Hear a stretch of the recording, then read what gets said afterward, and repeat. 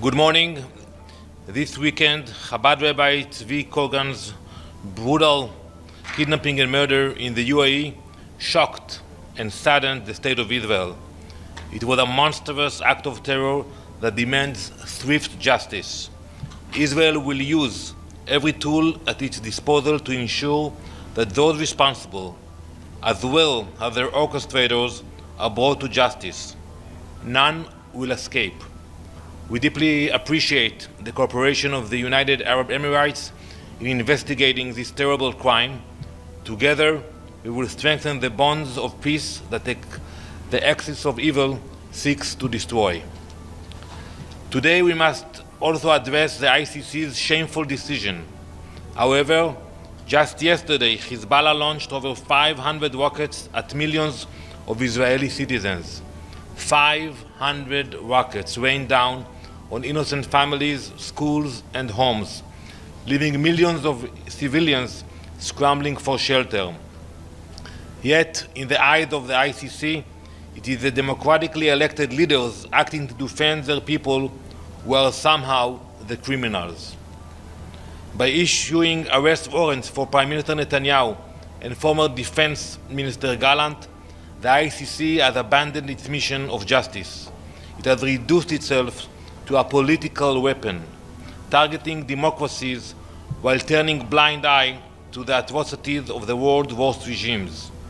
This is not justice. It is diplomatic terrorism. Now Israel is the target. Tomorrow it could be any nation that values its sovereignty. The ICC's actions are a betrayal of the international system and a mockery of the principle it was founded to uphold. Also today, the world and the UN marks the International Day for the elimination of violence against women. Rather than advocating for the release of the 13 women being held by Hamas rapists, we must instead combat diplomatic terrorism. Liri, Karina, Shiri, Agam, Daniela, Judy, Romy, Inbar, Ofra, Neama, Doron, Arbel, Emily. We will never forget you, never abandon you, and we will never stop fighting for your release. Israel will not be intimidated or deterred.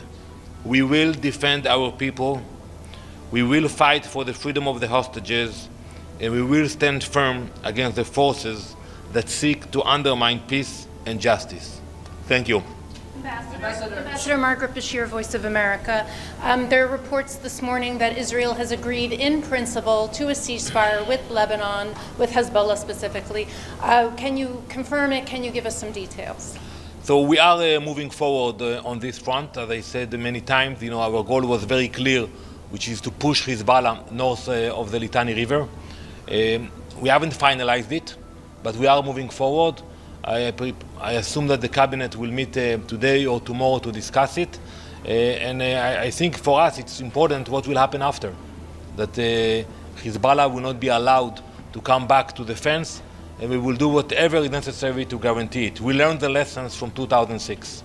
Yes. That had been, Ambassador, that had been one of the sticking points, according to reports, that Israel wanted the right to go back into Lebanon to attack Hezbollah if they felt the need to. The Lebanese rejected that out of hand. So is that still in the proposal that's being considered?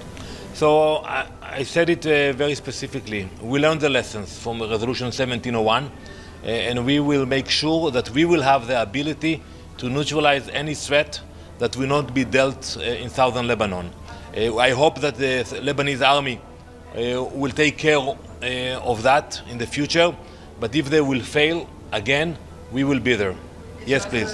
With China Central Television, a follow-up with Maggie's question.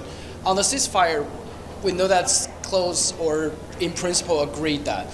We heard this like a couple of months ago when Israel is negotiating a deal with Hamas. So what would be different this time? And secondly, I guess, what do you think the role of UNIFIL would play during the ceasefire? Thank you. Well, first I want to remind you that it was Lebanon and Hezbollah who made the linkage between a ceasefire with Lebanon and a ceasefire with Hamas.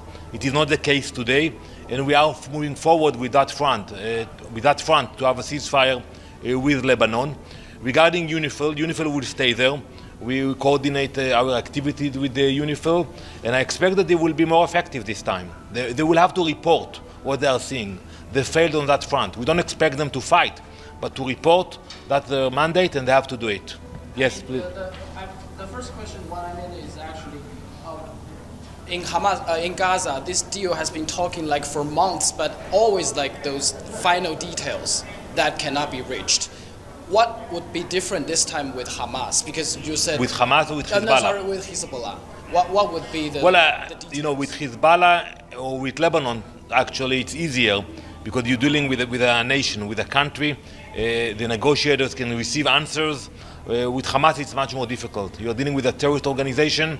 It's very hard to get answers. You know, until today, we haven't received a list of the hostages who are still alive or a proof of life. So it's a huge difference between dealing with Lebanon and dealing with Hamas. Yes, Edith. Thank you, Mr. Ambassador. What role do you see for the United Nations in any agreement with Hezbollah for UNIFIL? There's been talk of a role for the United States. And how soon do you expect this to happen? Are we talking about the next few days? So first, I expect that you will have stages. You know, it's not going to happen overnight. There will be a few stages, few requirements. You know, the most important condition for us is the withdrawal of Hezbollah north of the Litani. We said it from the beginning, that will be our goal in this war. Then there will be other stages in the agreement. Regarding the UN, as far as I know, the UN is not part of the agreement, but the presence of UNIFIL over there is important. And we are grateful for that. I'm in constant connection with the peacekeeping department at the UN. They are visiting the area, they are involved, they know about what's happening. And I think they have also to take advantage of this situation and make sure that the UNIFIL presence is more effective. Ambassador, could I just ask you one on Rabbi Kogan? Sure. You mentioned the axis of evil. So is Israel pointing fingers at Iran or one of its proxies in his murder in UAE? Well, we cannot go into details yet, but it's all known that it wasn't like a terror attack that came from the UAE itself. You know, it was imported. You know, those terrorists who brought there, who kidnapped the rabbi. And you know, I know the rabbi and I know the work he did there, and it is unfortunate because the UAE it's known for tolerance and they respect all religion. And I think those people who chose the location of the UAE to commit such a horrible crime, it's shameful. And I trust that the UAE government will make sure that they will pay the price for that. And Ambassador, just sorry, one more. You often tell us Israel is the biggest democracy in the Middle East. Why is the government sanctioning Haaretz for its reporting? Well, you know, I think that's for the government of Israel to decide which papers they subscribe to. You know, we all have the options to decide about that. And that's also a decision of the government or the ministers, which newspapers they want to read. Thank you very much.